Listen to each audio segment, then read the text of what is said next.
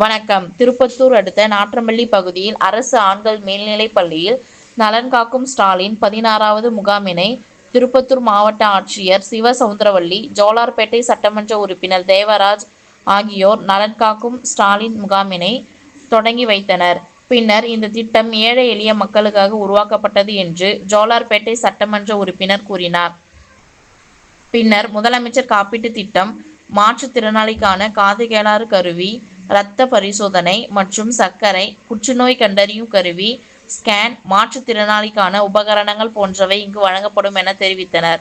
இந்த நிலையில் ஏழை எளிய மக்கள் இதனை பயன்படுத்திக் கொண்டு நாட்றம்பள்ளி சுற்றியுள்ள சுமார் 15க்கும் மேற்பட்ட கிராமங்களில் இருந்து 1000க்கும் மேற்பட்டோர் இந்த முகாமில் கலந்து கொண்டு பயன்பெற்று வருகின்றனர்.